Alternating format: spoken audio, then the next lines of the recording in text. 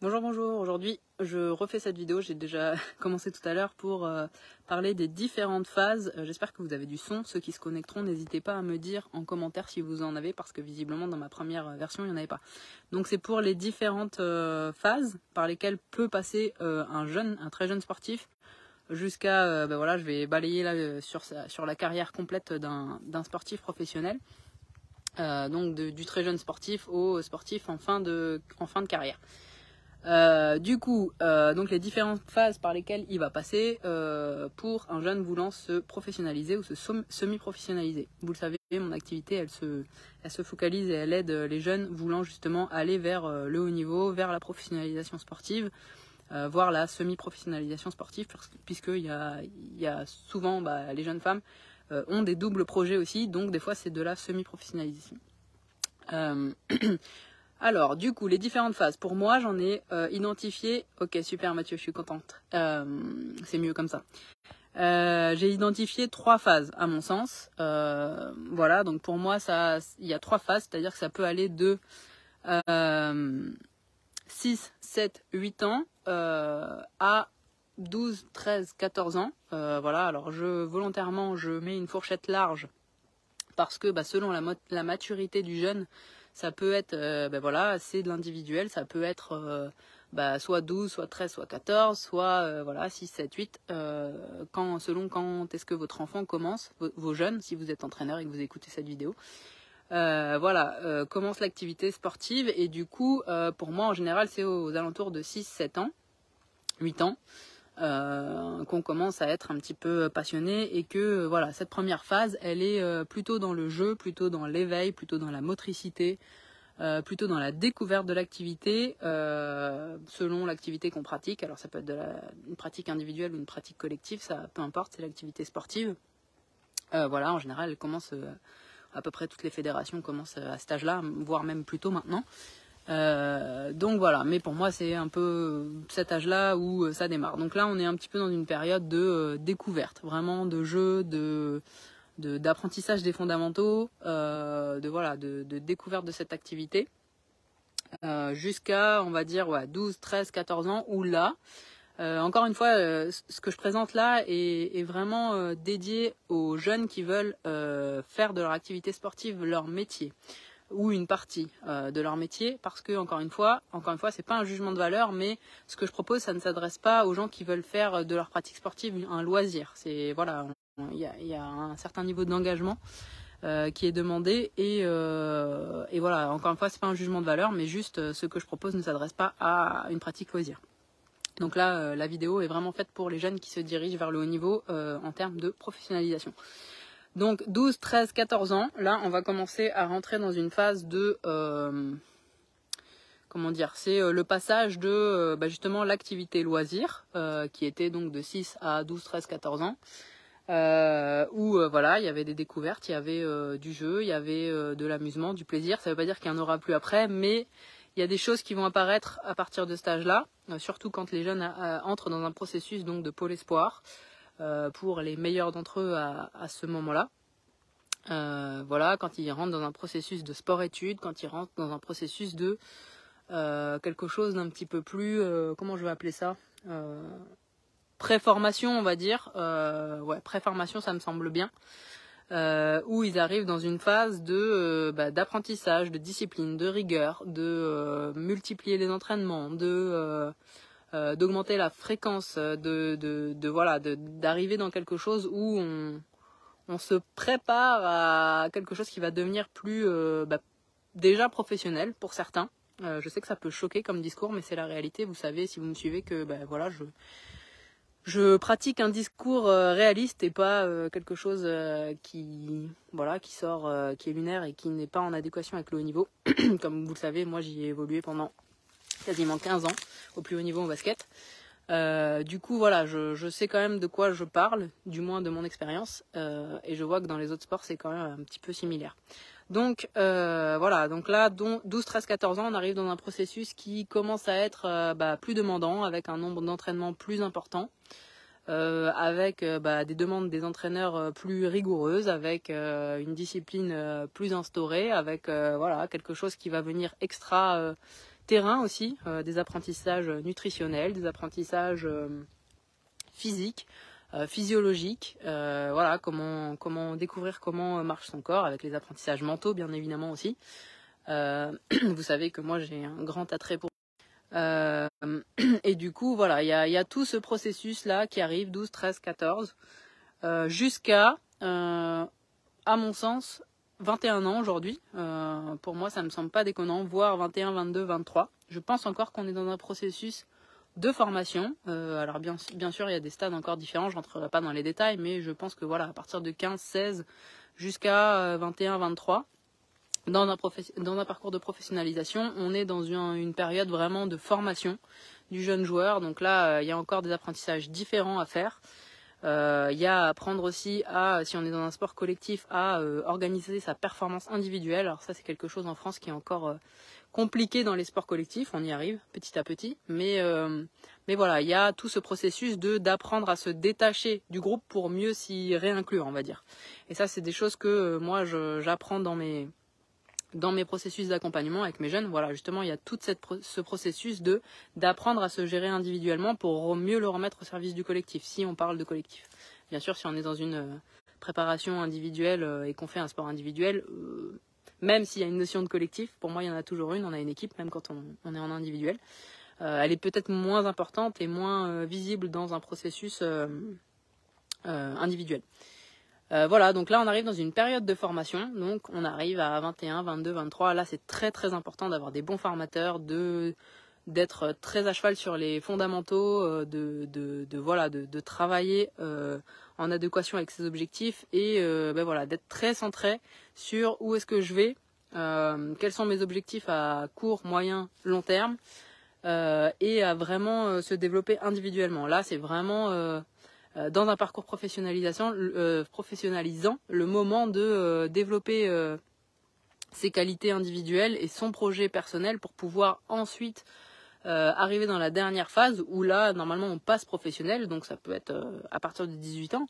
Voilà, on passe professionnel et on a des responsabilités, c'est plutôt en général, en France du moins, à partir de 21, 22, 23. Et là, on commence à devenir un joueur professionnel. Qui a l'habitude de s'entraîner, qui commence à connaître son corps, qui connaît ses objectifs, qui sait où il veut aller, qui sait les nommer, qui sait discuter, échanger avec son coach, qui sait s'inclure dans un projet collectif, qui sait peut-être aussi commencer à manager une équipe autour de lui. Tout ça, ce sont des apprentissages aussi qu'on fait au fur et à mesure, qu'on construit son projet. Et voilà, alors là, on arrive dans une période 21, 22, 23, où on est professionnel, on a réussi à se faire une place. Et donc là, on va commencer à être dans une période où il va falloir continuer à et en même temps sécuriser sa place et en même temps continuer toujours à être dans une progression continue. Donc là, c'est de 21, 22, 23 jusqu'à 35. Aujourd'hui, on parle de 35-40 ans. C'est plus un exploit d'aller jusqu'à là. Je pense que c'est plutôt une norme aujourd'hui. Avec les possibilités qu'on a et les connaissances du corps, on a repoussé toujours un petit peu plus loin. Donc aujourd'hui, on arrive dans cette période-là et où vous voyez bien la période de 23 à 35, on va dire. Et il va y avoir 12 ans. Et là, c'est la régularité qui va faire la différence. C'est se remettre en question, c'est voilà, chercher les outils autour de soi, ne pas rester juste dans le technico-tactique, mais aller chercher peut-être des outils de préparation physique, préparation mentale, du travail neuro, du travail de posturo, comment j'améliore mon système de santé. Enfin voilà, il y a vraiment énormément de choses à pouvoir mettre en place autour de son activité technique. Et voilà, c'est tout ça qui va, vous voyez, on parle de 12 ans, où voilà, si on veut rester à son top niveau, et encore une fois, moi j'aime bien parler de motivation intrinsèque. Je suis pas du genre à aller chercher, à part des cas isolés, en tant que coach, à aller chercher des motivations extrinsèques, même si voilà, elles sont intéressantes, mais plutôt, moi je pense que celle qui est la plus puissante, c'est l'intrinsèque, et voilà, c'est plutôt se centrer sur son projet et savoir où est-ce qu'on va, pourquoi on fait les choses. Et tout ça, c'est des choses qu'on travaille en coaching et dans ce que je propose en termes d'accompagnement pour les jeunes. Alors là, c'est pour les jeunes déjà un peu vieux, entre guillemets. C'est les phases un petit peu différentes, mais voilà, ça, on peut aller chercher ça en coaching et affiner tout ça, ce qui permet d'aller sur le terrain bien dans ses baskets, serein, bien dans sa tête, et savoir où on va. Donc vous voyez, à chaque phase, ça me paraissait important de parler un petit peu de ça, parce qu'on c'est un milieu où on n'a pas connaissance forcément de ce qui se passe et on se dit que le sportif, oui, voilà, il monte sur le terrain, il met ses baskets et ça le fait. Non, il y a différentes phases et comme vous le voyez, dans les différentes phases, il y a des objectifs différents et il y a des choses à consolider et toujours des choses à aller chercher de manière différente et selon les phases, c'est pas les mêmes besoins. Donc moi, vous le savez, et je vais conclure sur ça. Là, je relance mes accompagnements. Je suis plutôt très performante pour accompagner moi plutôt sur la deuxième phase du coup de les joueurs de 13 à 21 ans, 22, 23. Voilà, là je suis très bonne pour les mettre dans les bonnes conditions, les mettre en relation avec les bonnes personnes, affiner leur projet, contribuer à affiner leur projet. Bien sûr, le joueur reste toujours au centre. C'est toujours son projet. Moi, je suis juste là pour accompagner, pour poser les bonnes questions, pour des fois faire le poil à gratter aussi, pour encourager la remise en question et pour être aussi un soutien sans faille et aussi voilà, contribuer à continuer de faire grandir la confiance de ces jeunes parce que c'est très important dans cette phase-là qu'ils engrangent la confiance pour pouvoir arriver voilà, dans la professionnalisation ou la semi-professionnalisation serein, confiant, bien dans leur basket, avec conscience de leur qualité et aussi des choses qu'ils maîtrisent un peu moins. C'est normal, on n'est pas parfait. Mais plus on a conscience de ça, plus c'est facile de performer ensuite. Donc voilà, je relance mes accompagnements, décidément je vais y arriver. À la fin du mois, là, ça va repartir. J'ai déjà 2 joueurs qui m'ont donné leur feu vert. Je vois que là, les préparations physiques basket sont en train tranquillement de se mettre en place selon les équipes. Donc voilà, les parents qui sont intéressés, n'hésitez pas. Je suis disponible par téléphone. Je reprends des rendez-vous à partir du 15 août. Et voilà, je vais relancer à la fin du mois. Je vais repartir avec une cohorte de 10 jeunes joueurs pour pouvoir bien être disponible pour chacun et pour pouvoir voilà, accompagner le projet dans sa globalité. Il s'agit d'accompagnement individuel. Il n'y a rien de tout fait, c'est pas un programme, c'est vraiment votre jeune joueur qui vient avec ses problématiques du moment, ses questions du moment, accompagner des parents ou pas. Ça c'est vraiment au cas par cas au fur et à mesure en fonction de la maturité du jeune aussi et voilà, on va travailler là-dessus durant une saison à raison de 1 séance par mois et voilà, donc si vous êtes intéressé, n'hésitez pas à me contacter par téléphone. Vous avez mon numéro la plupart du temps sur mon profil, sur le site internet basketballimpulsion.com avec un tiret entre basketball et impulsion.